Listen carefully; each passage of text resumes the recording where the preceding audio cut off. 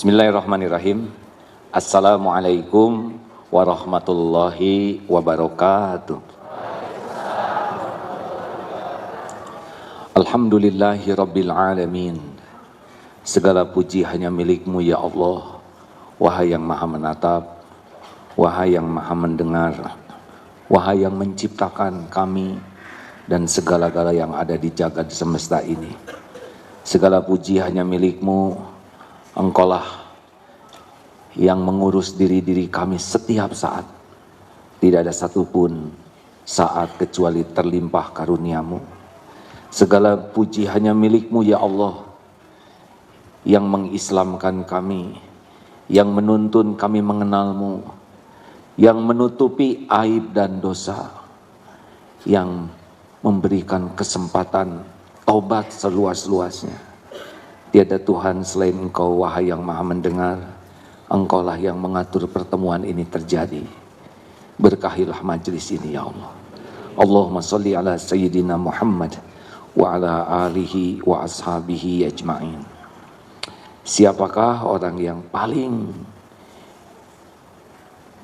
bahagia, paling nyaman, paling selamat dan paling beruntung adalah orang yang setiap saat senantiasa merasa bersama Allah. Di dalam segala kesempatan dia tidak pernah kesepian karena dia tahu Allah Subhanahu wa taala bersama dirinya. Wa huwa ma'akum aynama kuntum, dan dia bersamamu dimanapun kau berada. Wallahu bima ta'maluna Bashir, dan Allah maha melihat apapun yang engkau kerjakan. Al-Hadid ayat 4. Sehingga dalam keramaian dia tidak larut dalam keramaian orang karena dia senang bersama Allah. Dalam kesendirian dia tidak pernah kesepian karena dia tahu Allah maha dekat, maha melihat, maha mendengar, maha memperhatikan dirinya dengan teliti. Mudah-mudahan kita diberikan nikmat yakin seperti itu. Sedikit orang yang memasuki makom ahlul yakin. Baik, kajian kita kali ini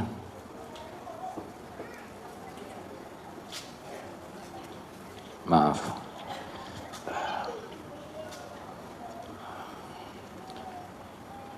(221) ya.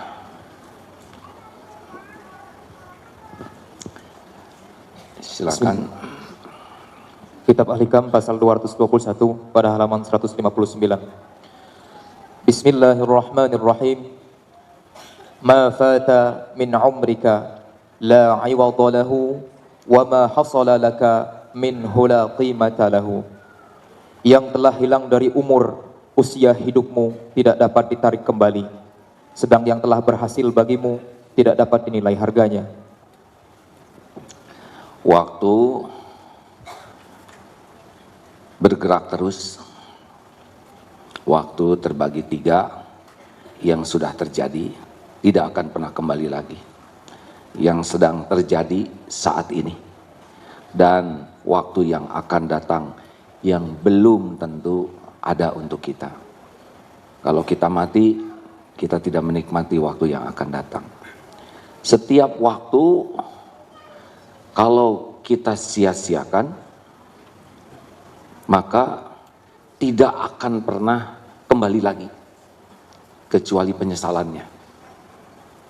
Tetapi waktu yang kita isi dengan sebaik-baiknya, sehingga sukses mengisi waktu, itu tidak ada bandingannya harganya. Jadi kesuksesan seseorang itu bisa kita lihat di dalam surat Al-Asr. Allah bersumpah dengan waktu. Bahkan tidak hanya di dalam surat Al-Asr. Wal Asr. Di surat lain Wadduha, wal laili, wan nahar. Begitu sering Allah bersumpah mengatasnamakan waktu, karena memang waktu ini adalah kunci seseorang akan beruntung atau rugi. Setiap orang diberi waktu yang sama, 24 jam sehari. Ahli sorga juga 24 jam. Ahli neraka juga hidup di dunia 24 jam. Yang hafal Quran 24 jam sehari. Yang tidak hafal-hafal juga 24 jam sehari. Orang soleh 24 jam sehari. Kaum munafik, musyrikin, zolimin 24 jam sehari. Jadi siapapun yang serius sekali menyikapi waktu, dialah orang yang akan beruntung. Dulu pernah kita bahas, waktu sama, isi beda, itu kuncinya. Seperti sekarang, jam 10:30 di sini kurang lebih. Sampai duhur, di mana-mana sama, khususnya di waktu Indonesia bagian Barat jamnya sama. Tapi di tempat lain waktunya sama, hanya beda jam. Ada yang berzikir, kita sedang berzikir ini, karena mencari ilmu untuk patuh kepada Allah. Ada yang tiduran, ada yang bekerja, ada yang nonton TV, ada yang sedang rapat untuk berbuat maksiat, ada yang sedang berbuat maksiat, waktu sama, isi beda. Tadi malam, sama malamnya. Ada yang tahajud, ada yang sesudah tahajud bersimbah air mata, meminta ampunan kepada Allah, insya Allah diampuni. Ada yang munajat, insya Allah dikabulkan. Ada yang waktu yang sama dengan orang tahajud tidur pulas, ngorok, ngompol. Ada yang tidak tidur, tapi maksiat, kelayapan, mau nyolong, waktunya sama, hasilnya beda. Benar? Makanya waktu itu berharga. Dan jangan melakukan sesuatu yang menggunakan waktu kecuali yang berharga. Jadilah kita manusia berharga. Kalau waktu digunakan untuk sia-sia, jadilah sia-sia. Kalau waktu digunakan untuk sesuatu yang buruk, jadilah manusia buruk. Jadi sederhana, kalau ingin lihat kualitas seseorang, lihat bagaimana menggunakan waktunya. Termasuk bicara. Karena bicara pasti menggunakan waktu, benar? Ibu-ibu ngobrol pakai waktu tidak? Pasti. Kalau ingin lihat kualitas seseorang, dengarkan saja bicaranya. Bicara 10 menit, 15 menit, berharga atau tidak? Kalau perkataannya banyak sia-sianya, berarti orang itu memang begitu standarnya. Bicaranya banyak maksiatnya, itulah dia kerugiannya. Makanya min husni islamil mar'i tarkuhu ma la ya'ni. Kalau ingin lihat kualitas keislaman seseorang, dia tidak mau menggunakan waktunya untuk sesuatu yang tidak ada manfaat. Bicara boleh? Boleh. Apa fungsi mulut ini, Bu? Yang keras, maaf. Siapa yang nyebut untuk makan tadi? Ya Allah, ya enggak? Tidak apa-apa, benar juga sih. Iya, enggak apa-apa. Mulut untuk apa? Untuk makan. Benar juga ya. Emang kita makan pakai dengkul. Maksud saya yang lebih tinggi dari itu. Lisan ini untuk apa Allah menciptakan lisan? Jawab. Bukan untuk bicara, untuk bicara yang baik. Tuh langsung Baru kali ini saya ngomong kayak gini, untung saya tadi tidak jawab. Kan yang paling penting itu diam daripada banyak ngomong. Sambil ngomong. Sudah.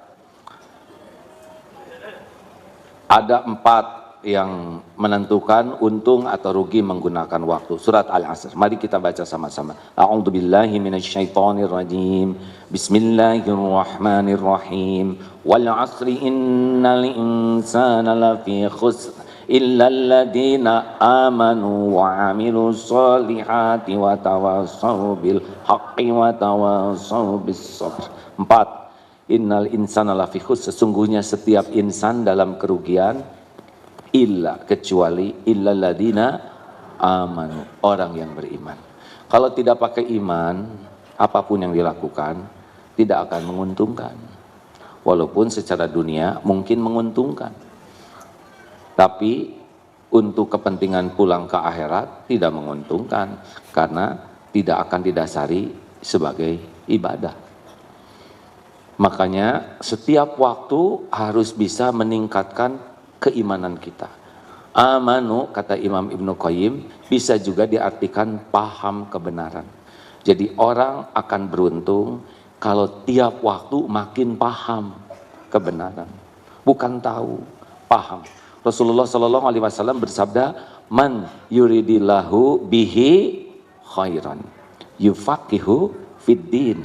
Barang siapa yang dikehendaki Allah kebaikan baginya, yufaqihu fiddin, Allah fakihkan agama, paham agama. Ini maaf ya, yang hadir, yang menyimak lewat medsos,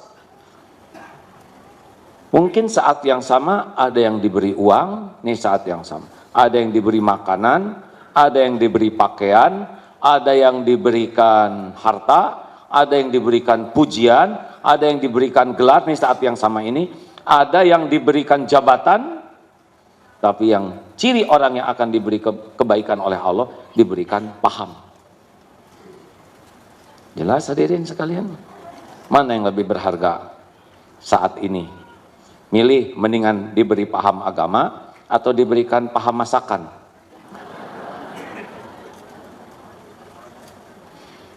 Kalau paham agama, ini seperti ini. Sunnah minum ada berapa? Ulangi. Kucing minum, monyet minum, embe minum, kita minum. Yang membedakan paham atau tidak kebenaran. Sunnah minum bagaimana? 1, tangan kanan. 2, duduk.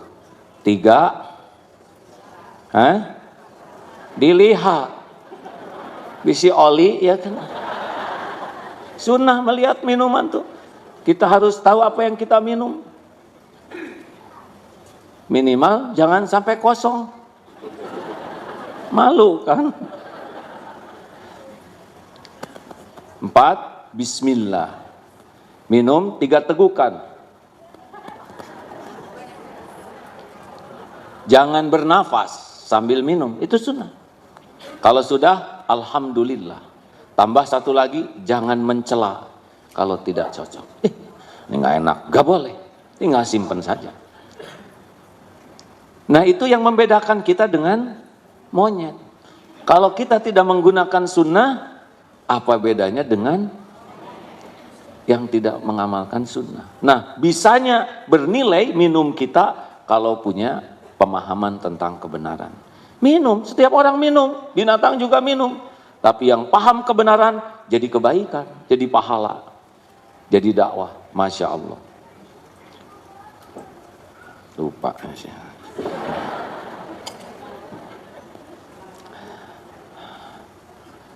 Jadi tiap hari kita harus berpikir, bertambahkah ilmu saya? Bertambahkah pemahaman saya? Kalau lewat hari ilmu nggak nambah, biasanya iman juga tidak nambah. Ilmu tidak nambah, amal juga susah nambah. Karena pupuk iman adalah ilmu, pemandu amal adalah ilmu. Makanya fardhu, wajib bagi kita mencari ilmu. Sekarang sudah banyak di Google, di medsos, termasuk YouTube dan sebagainya. Apakah cukup? Bagus, dibanding dulu jauh lebih bagus. Tetapi kalau datang ke majelis ilmu lebih bagus. Kenapa lebih bagus? Rasakan saja, belajar lewat YouTube. Itu sudah bagus dibanding yang tidak belajar. Tetapi banyak godaan. Masuk iklan, pindah. Tapi kalau sedang duduk begini, Allah mencatat dari rumah sudah ditemani malaikat. Ikan, semut mendoakan. Langkahnya bisa menggugurkan dosa, langkah lain mengangkat derajat. makin jauh, makin banyak pahalanya. Kalau ikhlas. Keluar uang, fisabilillah. Ongkos itu dihitung oleh Allah dan ada gantinya nanti. Capeknya menggugurkan dosa. Cita-cita duduk paling depan, nggak kebagian. Nahan jengkelnya, itu juga jadi pahala. Sudah gelar sajadah, pengen ke toilet. Balik lagi sudah didudukin orang, pahala. Menyiapkan untuk saudaranya. Sambil duduk di sini, ini tempat duduk bersaksi di akhirat nanti. Malaikat rahmat hadir walaupun kita tidak melihat. Ada malaikat yang mendoakan khusus. Di majelis ilmu seperti ini ada magfirah Allah, ampunan Allah. Bahkan bagi yang tidak sengaja hadir juga bisa terperciki keberkahannya. Berlipat ada doa yang diijabah. Siapa tahu di antara yang hadir ada kekasih Allah yang kita tidak mengetahuinya, padahal derajatnya tinggi sekali di sisi Allah. Mungkin duduk biasa-biasa, tapi hatinya tuh tidak pernah lepas dari Allah. Dan ketika doa dikabulkan, bisa kena nih doa kita. Luar biasa. Ini lebih mahal daripada dapat berlian. Tapi kan berlian mahal. Benar juga. Tapi punya berlian mahal, ujiannya jadi besar. Ingin diketahui orang punya berlian, benar? Menderita ketika kita ngaku berlian, orang tidak mengakuinya dan menganggap imitasi ada. Memang punya yang bagus itu langsung bahagia? Oh, tidak. Tersiksa ingin pamer, tersiksa takut ada saingan, tersiksa takut rusak, tersiksa takut hilang. Sudah tahu ciri tas KW, Bu? Dengan tas ori gampang. Nanti kalau hujan, pulang hujan akan ketahuan dari reaksinya. Kalau tas KW hujan, plek dipakai tutup kepala KW. Dah kalau ori begini, lebih mahal kulit tas daripada kulit kepala. Jangan merasa bangga punya anak dikasih dunia tapi tidak paham kebenaran. Dia tidak mengerti mau apa hidup ini, siapa Tuhannya, apa tujuannya, apa yang harus dilakukan, tidak mengerti. Kita sering bangga anak populer, punya penghasilan besar, punya gelar, padahal anak tidak paham kebenaran. Karunia Allah itu justru man yuridillahu bihi khairan yufaqihu fiddin. Maka berbahagialah para suami yang istrinya diberi kemudahan memahami kebenaran. Berbahagialah para istri yang suaminya dimudahkan memahami kebenaran. Karena suami jadi mengerti bagaimana jadi suami yang benar kalau dia paham. Tadi pagi ada seorang ayah yang mencarikan menantu untuk anaknya. Bukan saya ini ya.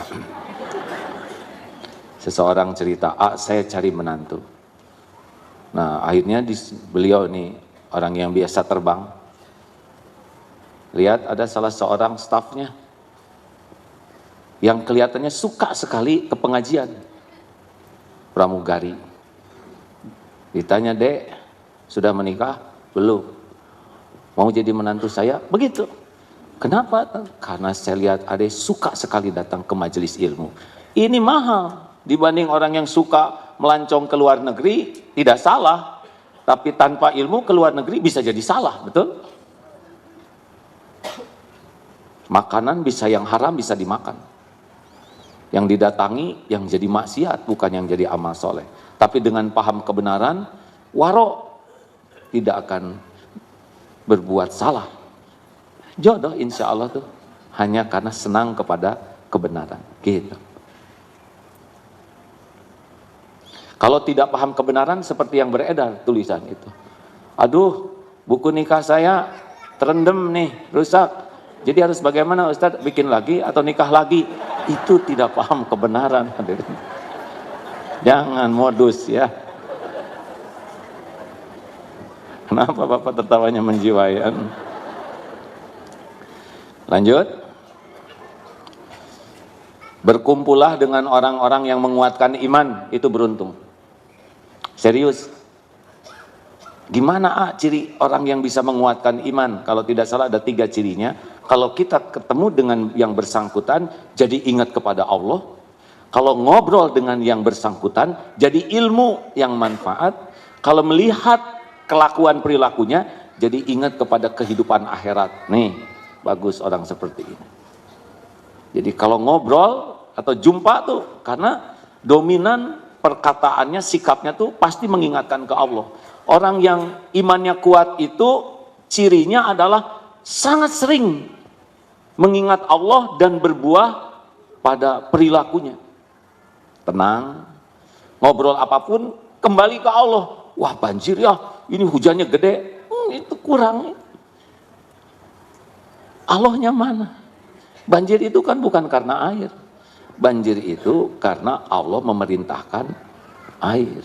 Coba hujan itu karena apa? Jelaskan hujan. Kenapa turun hujan? Semuanya tawadu nih hadirin. Harus berbaik sangka. Hujan karena air menguap, kemudian dikumpulkan dalam bentuk awan, dan pada suhu tertentu, di tempat tertentu, maka berbentuklah, enggak begitu. Hujan itu adalah perintah Allah, air menguap, dikumpulkan oleh Allah dalam bentuk awan, di tempat yang Allah tetapkan, maka dijadikanlah butiran air hujan dengan jumlah yang sesuai dengan yang Allah kehendaki, di tempat persis yang Allah kehendaki. Dan semua air yang jatuh dalam keadaan bertasbih kepada Allah. Itu kalau di sekolah seperti itu, marifat itu murid-murid. Gempa adalah lempengan bumi diperintahkan oleh Allah bergerak, sehingga terjadi selisih begini, sehingga air diperintahkan oleh Allah berbentuk ombak, dan disebutlah tsunami, menjadi ujian bagi hamba-hamba yang ditetapkan Allah. Bagi yang harus meninggal, akan meninggal pada waktunya. Kalau dia ahli kebaikan, maka meninggalnya jadi husnul khotimah. Bagi yang akan celaka, maka itu ujian untuk menggugurkan dosa dan mengangkat derajatnya. Begitu. Jadi tidak nyinyir, karena sekarang Twitter saya beredar kembali. Ya, saya belajar dari kesalahan yang lalu untuk tidak mudah menulis dan berkomentar. Berkumpullah dengan orang-orang yang bisa meningkatkan iman, beruntung. 2, wa'amilus sholihat. Waktu adalah amal soleh. Karena kita pasti mati, dan yang kita bawa adalah amal soleh. Saya lihat dari depan ini wajahnya ada kemiripan, maaf ya. 1, ini wajah-wajah banyak masalah. Benar? Banyak masalah baik atau buruk? Tergantung. Benar menyikapinya baik, salah menyikapinya buruk. Jadi yang berbahaya itu masalahnya atau sikap terhadap masalah. Orang tidak lulus ujian bukan karena soal. Orang tidak lulus ujian karena salah jawabannya. Bisa dipahami? Alhamdulillah. Yang kedua, jangan tersinggung ya. Awas, jangan tersinggung. Karena tersinggung, saudara tidak jujur. Yang saya lihat ini, termasuk saya, ini wajah-wajah, selain banyak masalah, juga banyak dosa ya. Benar? Tuh, alhamdulillah, prediksi saya tepat ya. Dan yang ketiga, ini wajah-wajah bakal meninggal semuanya. Betul? Acungkan tangan yang kira-kira 10 tahun lagi masih hidup. Tidak ada yang ngacung? Yang tahun depan masih hidup. Yakin masih hidup, cung. Allah melihat siapa yang bakal ngacung, ya. Acungkan tangan yang kira-kira bulan Februari yakin masih hidup. Ada yang yakin? Minggu depan lah. Besok juga kita tidak yakin masih hidup, benar? Saya pun tidak yakin siang sore nanti bisa pulang ke rumah. Banyak yang pergi dari rumah dan tidak pulang kembali. Kalau kita mati, apa yang kita bawa? Harta? Gelar? Pangkat? Jabatan? Tidak. Yang dibawa hanyalah amal soleh kita dan amal salah kita.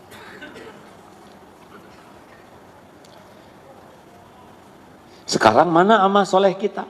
Acungkan tangan yang sholatnya khusyuk. Susah. Kita mencari, saya saja mencari sholat saya yang khusyuk, hampir tidak ketemu. Yang paham Al-Quran, nah. Yang sedekahnya berlimpah, sisa kita. Sisa jajan, sisa makan, gitu. Ya. Di sana sedekah amal jariah, jajan 490.000, masukin 1.000 adanya. Yang 9.000 dibawa lagi. Dasar kopet, Allah sudah astagfirullah, tidak boleh ngomong jelek. Bukan dasar. Semoga jadi ahli sedekah. Ya. Kita lagi belajar memperbaiki kata-kata. Mana coba amal kita? Dan kita beramal juga jarang ikhlas. Makanya bagi kita saat ini harus bulat. Apa yang kita lakukan harus jadi amal soleh, baru beruntung. Bu, Ibu,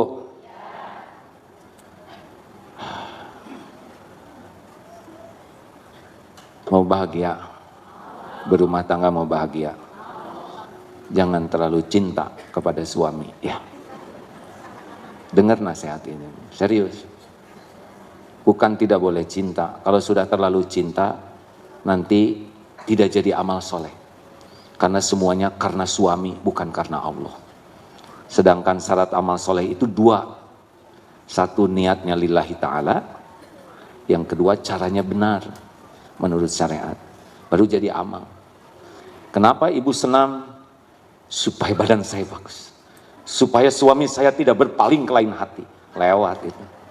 Ibu rajin saya saum Daud. Alhamdulillah Ustadz. Baru juga 2 minggu 4 kilo loh. Target saya 8 kilo turunnya. Berarti saya akan saum Daud selama 2 bulan.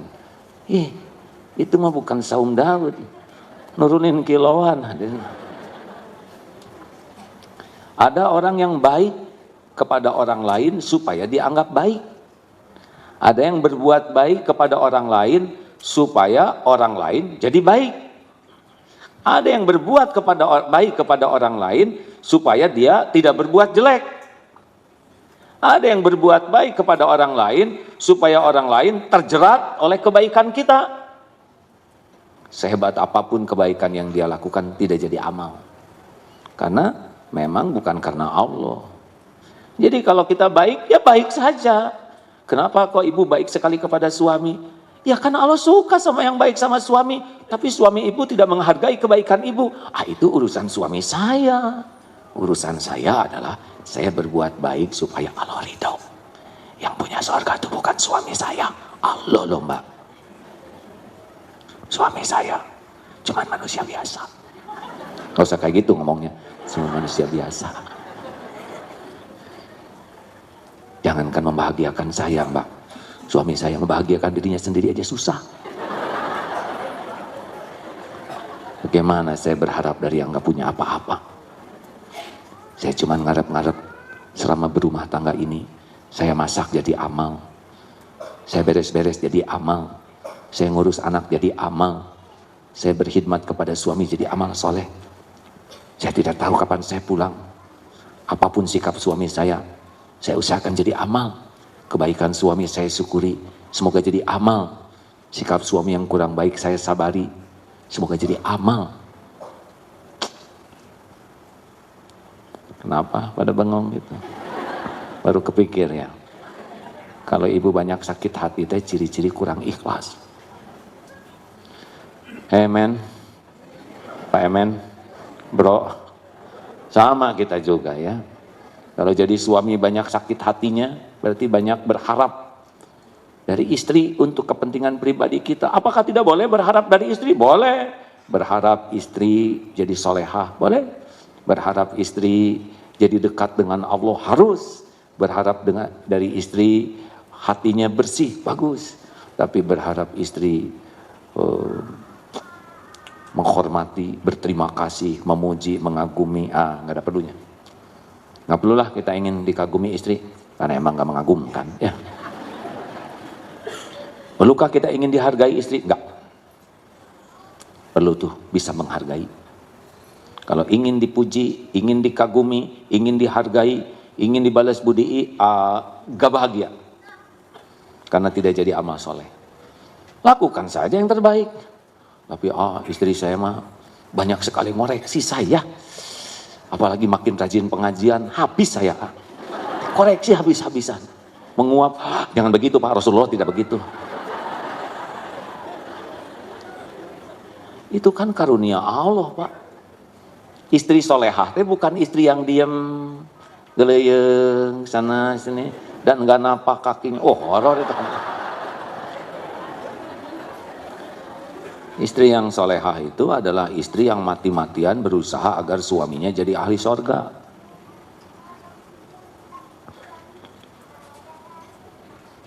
Begitu. Ku anfusakum wa ahlikum naro.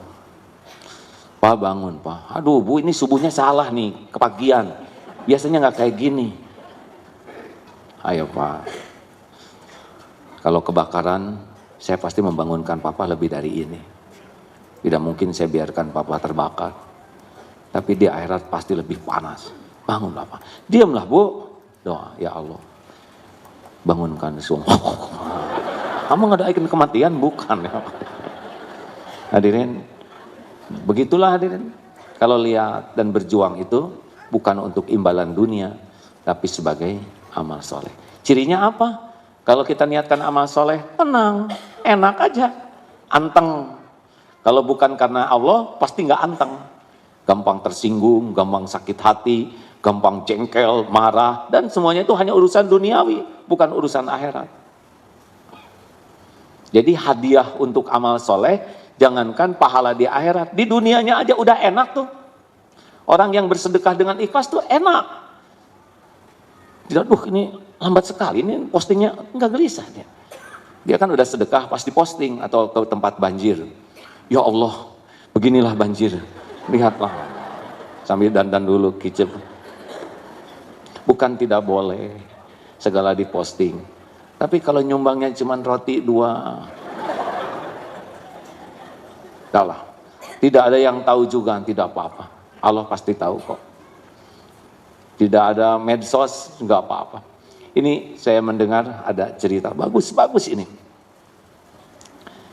Suatu saat ada yang menceritakan, itu orang itu baik sekali. Itu suami istri baik. Baik bagaimana? Senang sekali nolong orang. Padahal mereka bukan orang kaya. Sangat sederhana, bahkan suaminya sudah tabrakan sehingga tidak bisa berfungsi normal tubuhnya untuk bisa bekerja. Tapi di mana ada kesempatan berbuat baik, mereka pasti. Apakah membantu masak, ada kebanjiran, datang dia memindahkan barang-barang di balik segala keterbatasannya. Ada yang sakit, dia datengin, dia kunjungin. Dan lihat nih foto, saya diperlihatkan fotonya, sedang nolong bawa tidak ada jaim. Kebetulan ini yang istrinya, yang ibu-ibu. Biasa aja nggak dimanis-manis, ya. Lalu dengan bagaimana selanjutnya? Ini istrinya, alhamdulillah, kemarin berangkat umroh. Jadi ada seseorang yang memberi hadiah. Silakan pakai ini untuk umroh, kata suaminya. Ibu aja yang pergi duluan. Insya Allah mudah-mudahan pada waktunya nanti Allah juga mengundang saya. Mendahulukan istrinya, saking baik suaminya. Istrinya berangkat, Masya Allah yang ngobrol tadi, udahlah kita ongkosi juga. Ternyata diongkosi juga berangkat untuk umroh. Tidak pernah minta, tidak pernah berharap dari orang. Begitulah kalau orang yang mengisi waktunya dengan kebaikan, Allah pasti lihat. Tidak punya uang boro-boro untuk umroh, ya diongkosi. Allah menggerakkan siapapun yang dia kehendaki. Hal jazaul ihsan illal ihsan. Tiada balasan bagi kebaikan kecuali kebaikan. Makanya sudahlah, nggak usah banyak riweuh hidup ini, ya. Apapun yang terjadi, jadikan amal soleh. Setuju? Apapun, setiap kejadian tidak ada yang sia-sia, tidak ada yang kebetulan. Ajaban li amril mu'min inna amrohu kullahu khair. Sungguh ajaib, menakjubkan, mengagumkan urusan orang yang beriman. Semuanya baik. Walaisa dzalik li ahadin illa lil mu'min. Dan tiada yang demikian kecuali orang yang mukmin. Inna asabatu sarra'u syakara. Ketika dia diberikan karunia, dia bersyukur. Fakana khairullah. Maka itu baik baginya. Wa idza asabatu darra'u sabara. Fakana khairullah. Ketika ditimpa musibah, dia bersabar. Maka itu pun baik baginya. Jelas hadirin? Udahlah, tenang aja. Nggak lama kok di dunia. Ya. Aduh, gawat nih perang antara Amerika dengan Iran. Gimana nanti imbasnya? Jangan-jangan peluru kendali nyasar ke rumah saya. Kebanyakan mikir. Itu menurut Natuna itu bagaimana? Sedangkan sekarang armada Cina ada, aduh liur hadirin ya. Boleh tahu, boleh baca, tapi harus jadi amal soleh. Ya, setuju? Bukan acuh tentang Uighur, kita bagus tahu, tapi harus jadi amal soleh. Jangan sampai hanya membaca. Di Australia sekarang kebakaran hutannya luar biasa. Nah, kita pun harus berbuat sesuatu, minimal doa. Apakah mungkin doa saya yang begini ini didengar oleh Allah? Oh, tidak ada yang tidak didengar oleh Allah. Tapi saya jarang khusyuk. Allah tahu. Lebih baik doa walaupun jarang khusyuk daripada tidak doa sama sekali. Benar? Masih ingat yang ibu-ibu menderita karena cemburu itu? Nangis, ngebentur-bentur ke tembok.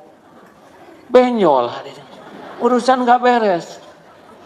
Ngerobek bantal, lihat pakaian suami, diinjek-injek, masukin ke toilet. Apa ini? Selesai masalahnya. Lihat motor suami, digeret pakai gunting. Kacau ini.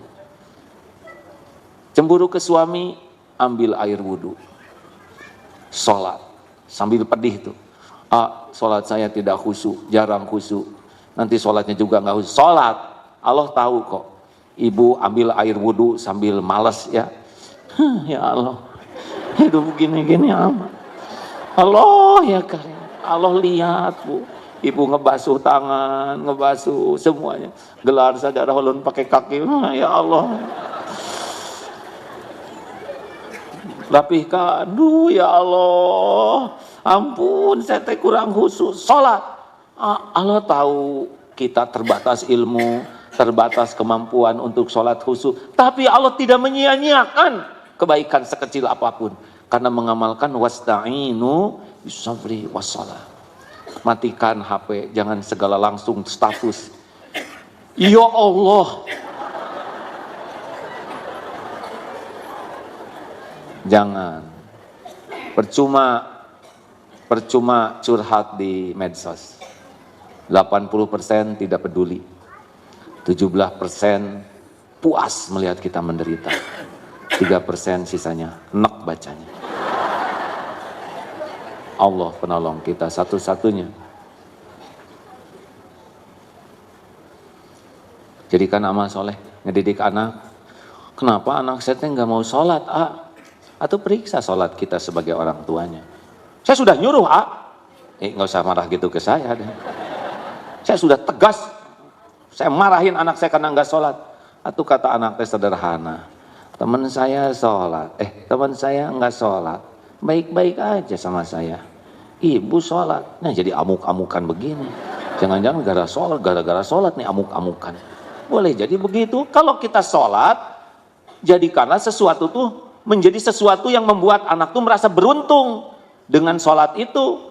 Jangan merasa terancam. Aneh orang yang nyuruh sholat jadi galak, kasar, ketus. Udah pemahaman terbatas, lingkungannya juga kurang baik, lihat orang tua yang sholat tidak jadi contoh, tidak menenteramkan. Jangan salahkan anak, harusnya tobat sambil pegang kaki anak. Tuh ya Allah, pegang tangannya. Anak ini titipanmu, milikmu, amanahmu. Ampun, saya belum jadi orang tua yang amanah. Ampun ya Allah, saya belum jadi contoh yang baik. Ampun, saya belum bisa mendidik dengan benar. Belum bisa mengurus pakai hati. Ampun. Sambil usap anak. Nak bangun nak. Ya Allah bangunkan anak ini. Aduh, ngantuk. Ya, mengerti. Yuk, belum tentu ibu panjang umur. Mumpung bisa ada yang ngebangunin. Kalau Allah mau bangunkan, bangun dia. Daripada galak. Ngandelin siapa? Kalau ngandelin Allah, tidak akan galak. Jadi ingat ke anak sendiri, hadirin. Makanya 11 anak. Jadi sedih. Saya juga belum benar nih mikir ke anak. Pas barusan ngomong gitu, saya jadi kebayang gimana kelakuan saya ke anak-anak saya. Masa kurang cocok dengan ceramah ini. Wa tawassaw bil haqq. Jadikan setiap waktu itu saling berwasiat dalam kebenaran. Kalau menurut Imam Ibnu Qayyim yang saya baca itu, amanu, paham kebenaran, wa amilus sholihat, mengamalkan kebenaran, tawassaw bil haqq, mendakwahkan kebenaran. Wa man ahsanu qawlan mimman da'a ilallah wa amila sholihan wa qalu innani minal muslimin. Adakah yang lebih baik perkataannya selain daripada orang yang menyeru ke jalan Allah? Harusnya kalau sudah kumpul-kumpul, tetap target kita tawassaw bil haqq. Saya ini nggak pandai bicara. Tidak harus pandai bicara. Karena perkataan itu tidak seberapa dibanding keteladanan. Dakwah yang paling penting itu keteladanan. Sabar anak-anak. Sing sabar jadi anak tuh. Innallaha ma'asobirin, tahu? Sesungguhnya Allah tuh bersama orang sabar. Ibu tuh ingin kalian jadi anak yang sabar. Sabar itu indah, gitu. Anak kan bingung di mana indahnya ya kan? Jadi anak tuh nggak boleh marah-marah. Mau masuk surga, dengar ini dalilnya. La taghdab wala al jannah.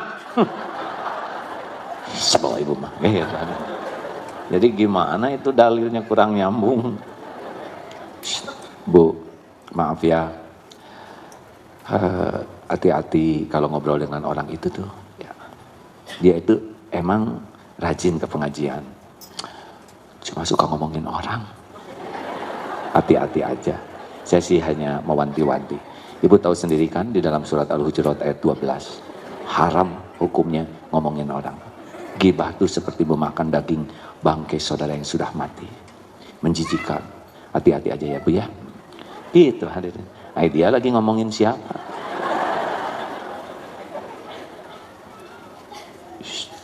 Bu, saya mau cerita sesuatu tapi jangan bilang sama dia ya. Sebab saya udah janji sama dia, saya nggak akan ngomongin gitu. Engkau udah janji tapi ngomongin. Jadi walaupun dakwah, kalau kitanya tidak mengamalkan, hilang kekuatan dakwahnya. Makanya tawassaw bil haq yang paling utama adalah saling memberikan contoh yang baik. Coba mana yang harus sopan? Anak ke orang tua ke anak. Mana yang harus sopan? Dua-duanya hadirin. Mana yang harus lebih sopan? Orang tua ke anak, anak ke orang tua. Dipikir dulu ya. Yang mana yang harus lebih sopan? Anak ke orang tua. Anak belajar dari mana sopan ke orang tua? Kalau nggak diajarin orang tuanya. Bu, kalau anak harus sopan ke orang tua, terus tahu sopan dari mana? Dari orang tua. Jadi yang mana yang duluan sopan? Aduh, jangan bikin jengkel hadirin. Jadi, sabar ya benar ya. Tenang, harus cocok dengan ceramah sendiri. Ternyata ceramah itu lebih gampang hadirin daripada mempraktekannya ya. Harusnya orang tua lebih sopan ke anak. Coba, yang paling sopan para sahabat atau Rasulullah? Rasulullah SAW. Seharusnya orang tua yang lebih sopan ke anak sehingga anak tahu sopan santun. Mana yang harus sopan? Guru ke murid, murid ke guru. Dua-duanya. Yang harus lebih sopan guru, karena murid itu jadi dapat ilmu, dapat pelajaran dari gurunya. Sing sopan kamu anak murid, senyum. Ini juga senyum guru.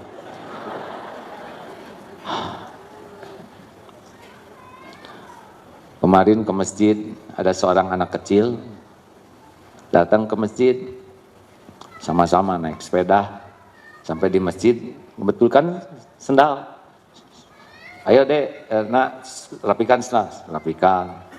Tiba-tiba tiap yang datang tuh jadi hati-hati, langsung ikut merapikan sendiri. Ada yang lain ikut merapikan. Selesai sholat ditanya, gimana tadi hikmahnya? Masih kecil anaknya. Oh Pak, ternyata orang itu bisa niru kalau kita mulai dari diri kita. Tadi kan saya cuma ngerapiin, orang-orang jadi rapi semua. Ternyata anak aja bisa belajar kalau dia mulai dari dirinya, maka yang lain niru. Inilah tawasobil haq. Coba pas datang, beresin sendal, sing rapi mana ya? Enak lihat wajah kita. Harap-harap kita tidak ke masjid lagi. Makanya mari kita jadikan dimanapun kita berada, setiap waktu berusaha jadi contoh kebaikan dengan niat tawasobil haq. Dan kita pun belajar dari orang lain. Maaf ya, ini duduk begini, kiri, kanan, depan, belakang. Ini adalah ilmu bagi kita. Ini samping kiri kanan tuh kelebihan dan kekurangannya, kebaikan dan kesalahannya, ilmu buat kita. Ada yang pas duduk tuh senyum, ibu apa kabar? Baik, tiba-tiba ngasih permen, nggak bilang silakan. Dan bukan satu, tapi sebelah juga ada yang ngasih, separuh ewang ya. Pelajaran, gening geuleuh hadirna. Pelajaran, astagfirullahaladzim, serius. Astagfirullahaladzim. Pernah suatu saat, astagfirullahaladzim. Ini saya mohon maaf kalau cerita ini saya sebutkan, karena saya yakin ini pun kejadian izin Allah gitu ya. Di mana gitu ada tugas dakwah, kalau tidak salah di Taiwan gitu. Ada museum, masuk, saya lihat ada waktu luang. Maaf ya, tiba-tiba rombongan yang di depan itu buang angin bu, ibu. Waktu pas di depan saya. Aduh ya Allah. Tapi karena ingat ilmu, ini semua kejadian itu adalah ilmu. Oh, berarti setiap kali buang angin harus pastikan tidak ada orang di belakang ya. Karena yang di belakang kan jadi meledak semua. Pelajaran. Begitu hadirin. Lihat kelebihan, kekurangan, ketemu dengan orang ramah. Dia nggak bicara tentang ilmu keramahan. Kok enak ya? Dia tuh ramah, sopan, tawadu, nggak banyak bicara. Ini ilmu bagi saya. Saya harus perbaiki diri saya. Ada yang datang,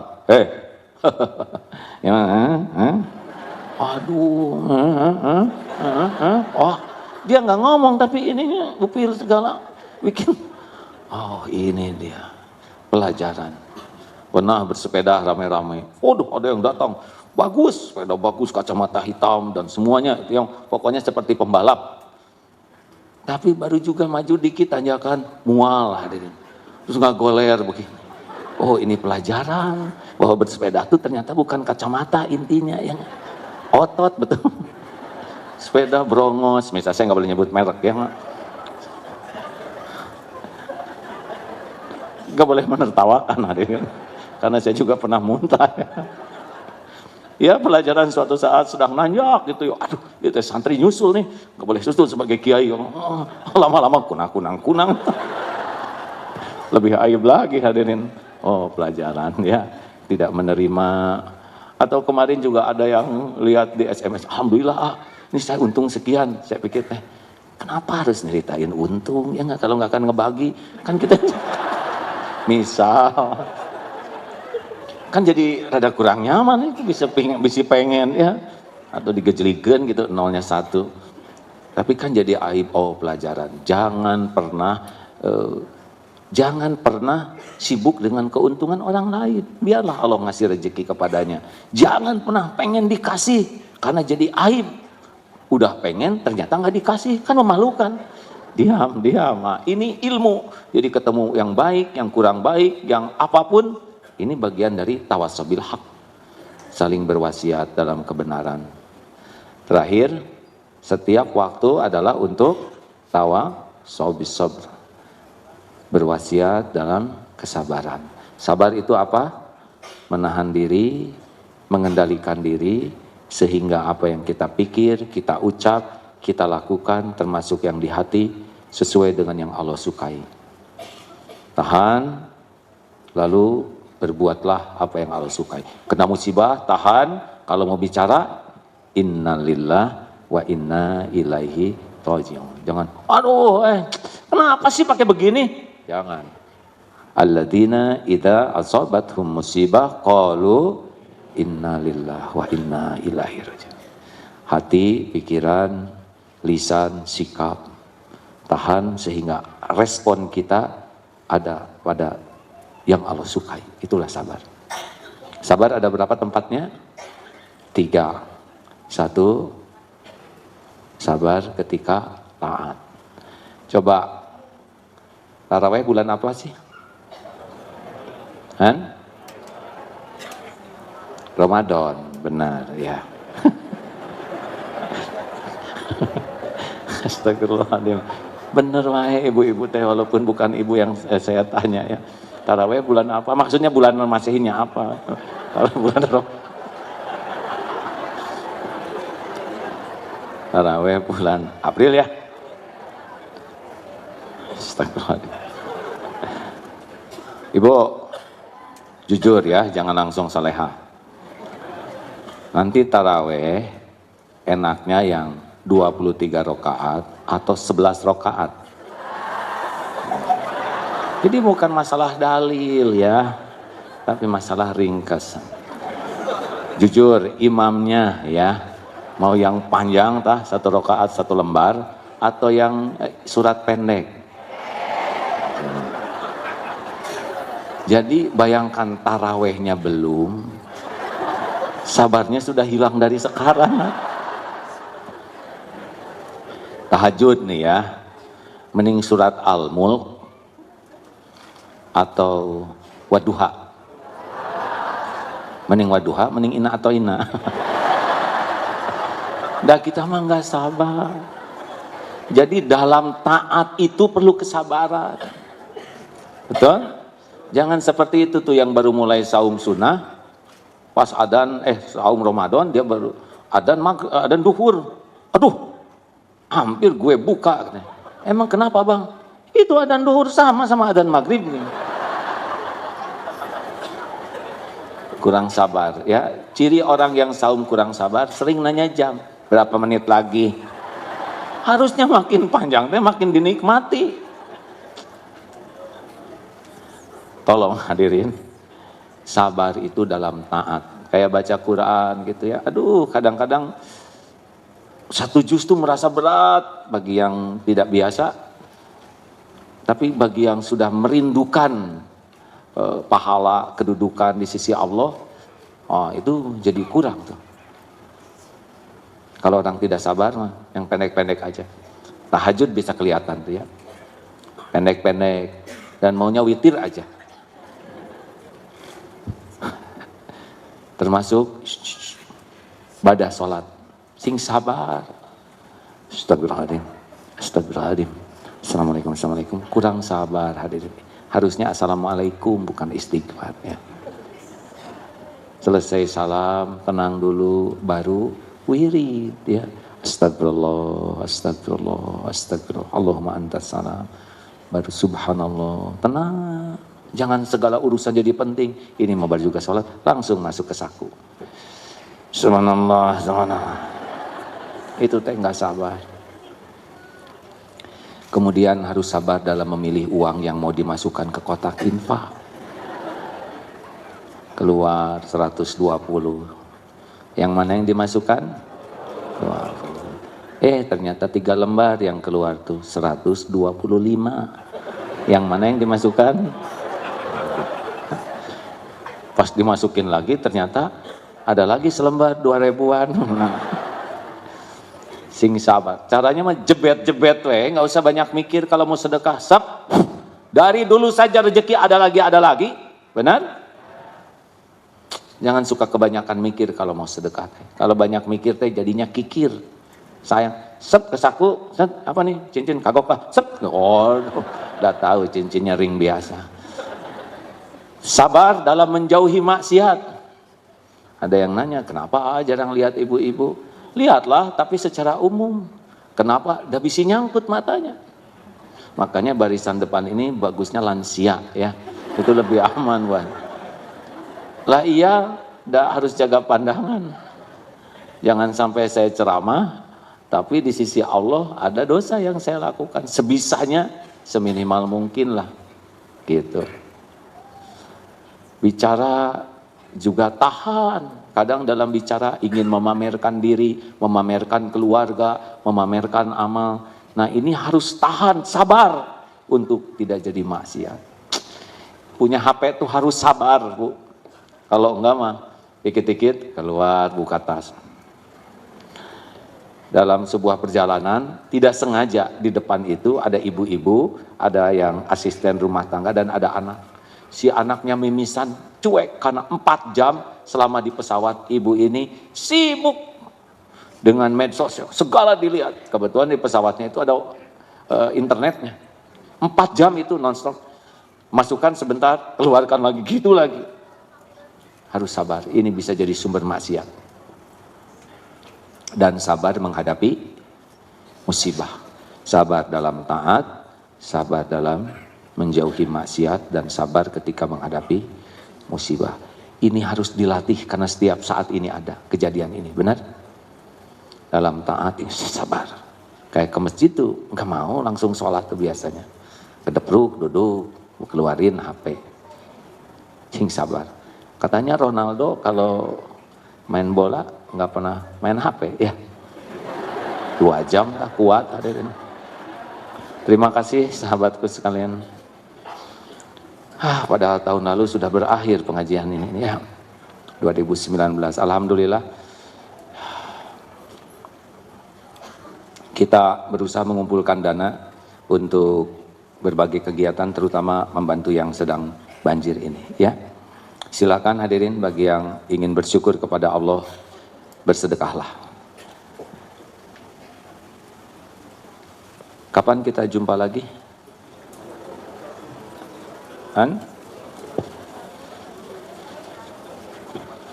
21 ya, kalau ada umur insya Allah. Jangan pernah mencela hujan.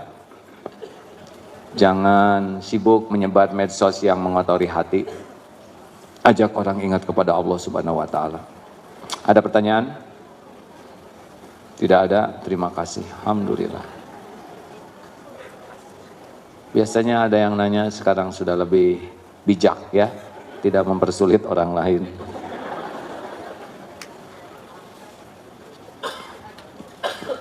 Rekan-rekan, terima kasih.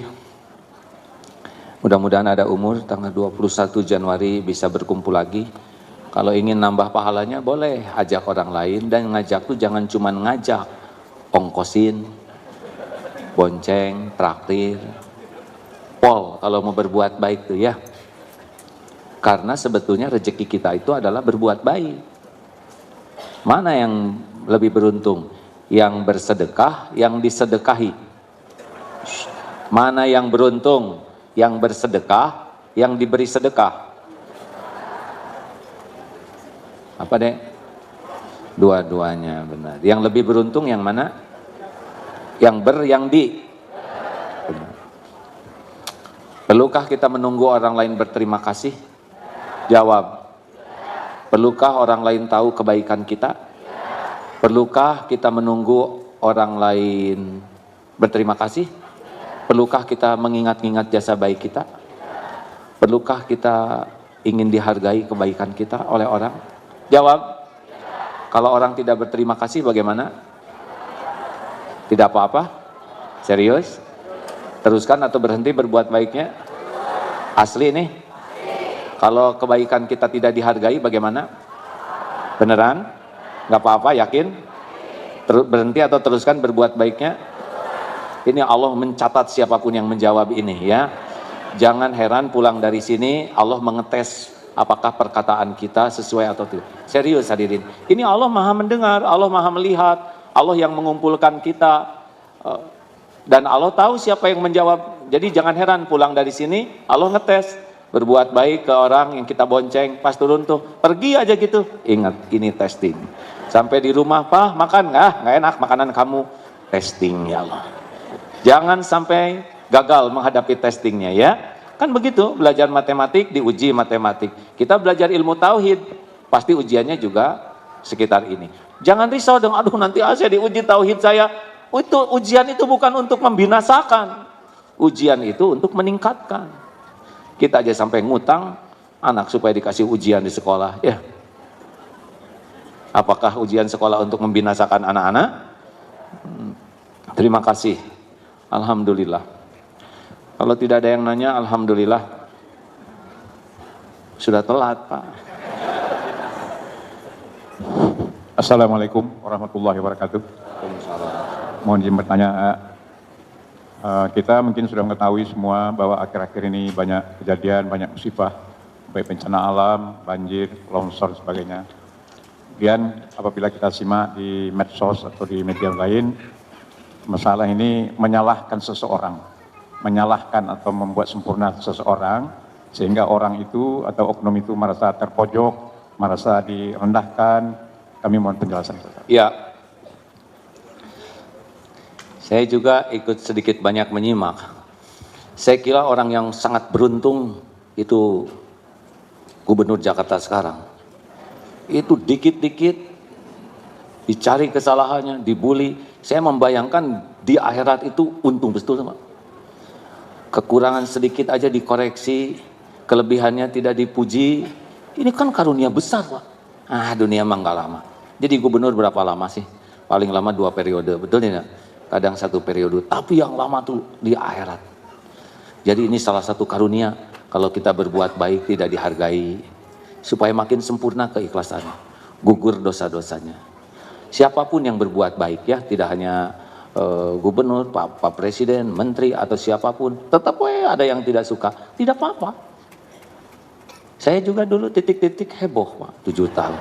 Apaan? Padahal sah menurut agama, sah menurut negara. Dan sudah garis hidup saya. Daun jatuh aja ada takdirnya, masa segede gini nggak tertulis? Ya. Tapi tetap, dan saya tanya ke guru saya, kenapa saya dihina habis-habisan begini? Sedangkan yang berzina itu malah cuma beberapa kali aja dihinanya, dikit. Kalau saya begitu masif, kata guru saya, ya ini karunia Allah. Berarti akan dihabiskan dosa-dosa, karena banyak dosa yang tidak diketahui orang, dan kurang tobatnya, dan baru bisa rontok dengan dihina. Jadi harus bagaimana saya menjalani semua ini?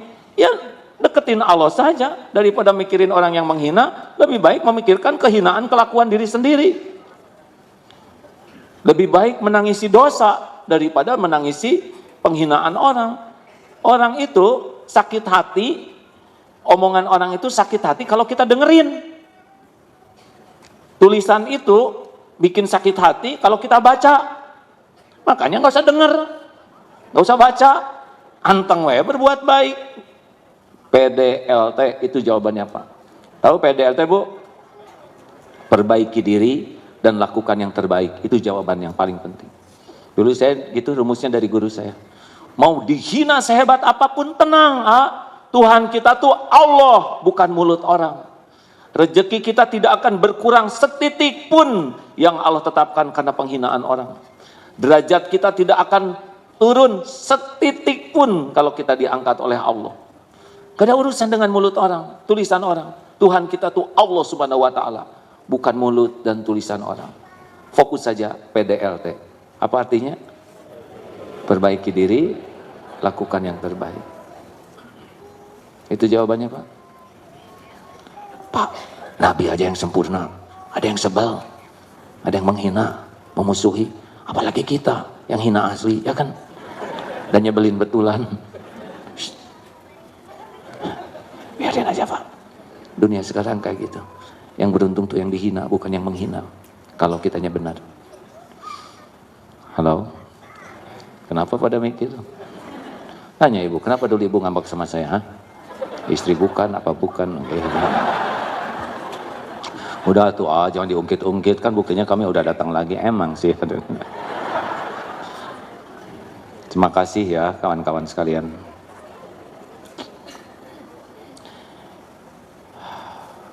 Makin kuat iman, dengar ya. Biasanya ujian juga makin mantep. Wah, saya nggak mau ujiannya berat, saya emang nggak mau naik iman. Berarti mau TK seumur hidup. Ujian berat itu dalam pandangan yang di bawahnya. Seperti, wah Nabi ujiannya berat. Kita yang memandang. Seperti ujian SMA itu berat dalam pandangan SD. Tapi untuk yang pelajar SMA, ya memang sudah di sana disiapkannya. Jadi kalau kita naik, keyakinan, nanti ada ujian, lah ujian itu udah dosis kita. Insya Allah bakal membawa kebaikan. Al-Fatihah. Alhamdulillahirabbil alamin arrahmanir rahim maliki yaumiddin iyyaka na'budu wa iyyaka nasta'in ihdinas siratal mustaqim siratal ladzina an'amta 'alaihim ghairil maghdubi 'alaihim waladdallin amin. Allahumma salli ala sayyidina Muhammadin wa ala alihi wa ashabihi ajma'in. Alhamdulillahirabbil alamin. Ya Allah, Ya Hayyu Ya Qayyum, Ya Arhamar Rahimin, Irhamna Ya Karim. Duha yang Maha Menatap, berkahi pertemuan ini, berkahi majlis ini ya Rabb. Rabbana Allahumma ja'alna minat tawwabin, waj'alna minal mutatahhirin, waj'alna min ibadikas salihin. Ya Allah, ampuni semua dosa kami. Ampuni sekelam apapun masa lalu kami. Ampuni ya Allah sehitam apapun kehidupan yang pernah kami lalui. Ampuni semua kezaliman kami kepada ibu bapa kami. Ampuni ya Allah kezaliman kami kepada keluarga, kepada anak-anak. Ampuni ya Allah perilaku buruk kami kepada orang-orang yang baik, yang soleh. Juga ampuni kezaliman kami kepada kaum du'afa. Rabbana zalamna anfusana wa illam taghfir lana wa tarhamna lanakunanna minal khasirin. Ya Allah, ampuni kemusyrikan yang ada di hati kami. Ampuni segala kemunafikan kami. Ampuni dosa yang terang-terangan, dosa yang sembunyi-sembunyi. Ampuni maksiat yang berulang-ulang. Allahumma inna nas'aluka taubatan nasuha wa taubatan qoblal maut wa rahmatan 'indal maut wa maghfiratan ba'dal maut. Allahumma hawin 'alaina fi sakaratil maut. Allahumma inna nas'aluka husnal khatimah wa na'udzubika min su'il khatimah. Allahumma ighfir lana wa liwalidina warhamhum kama rabbawna shighara. Rabbana hab lana min azwajina wa dzurriyyatina qurrata a'yun waj'alna lil muttaqina imama. Ya Allah, karuniakan kepada kami rumah tangga yang penuh keberkahan. Jadikan pendamping hidup kami hamba-Mu yang bisa menguatkan iman, menguatkan amal. Titipkan kepada kami keturunan yang lebih baik daripada kami. Muliakan akhlaknya, indahkan kehidupannya dengan iman dan amal. Lindungi dari kedurhakaan dan kehinaan. Allahumma inna nas'aluka ridhoka wal jannah wa na'udzubika min sakhatika wan nar. Jadikan umur yang tersisa ini seluruhnya hanya untuk-Mu ya Allah. Hanya di jalan-Mu, hanya karena-Mu. Jadikan hati ini hati yang selalu ingat padamu. Hati yang tidak berharap selain berharap hanya dari-Mu. Cabutlah rasa takut kami selain takut jauh dari-Mu ya Allah. Berikan kepada kami nikmatnya ibadah, doa yang Kau ijabah, lahir batin sehat walafiat. Cukupi kami hanya dengan rezeki-Mu yang halal barokah. Undang ke Baitullah jamaah ini ya Allah. Jadikan haji hajah yang mabrur. Karuniakan istiqomah. Jadikan akhir hayat kami husnul khatimah. Allahumma ighfir lil mu'minina wal mu'minat wal muslimina wal muslimat al ahya'i minhum wal amwat. Rabbana la tu'akhidna in nasina aw akhtana. Rabbana wa la tahmil alaina isran kama hamaltahu 'alal ladzina min qablina. Rabbana wa la tuhammilna ma la taqata lana bih. Wa'fu 'anna waghfir lana warhamna anta maulana fansurna 'alal qaumil kafirin. Rabbana atina fid dunya hasanah wa fil akhirati hasanah wa qina azabannar. Amin ya Allah ya rabbal alamin. Alhamdulillahirabbil alamin. Hadirin, terima kasih doa akhir majlis. Subhanakallahumma bihamdi asyhadu alla ilaha illa anta astaghfiruka wa atubu ilaik. Assalamualaikum warahmatullahi wabarakatuh. Waalaikumsalam warahmatullahi wabarakatuh. Jazakallahu khairan katsira, kami ucapkan kepada AA atas ilmu yang telah disampaikan. Semoga Allah hujamkan kekuatan agar kita bisa amalkan dalam kehidupan sehari-hari.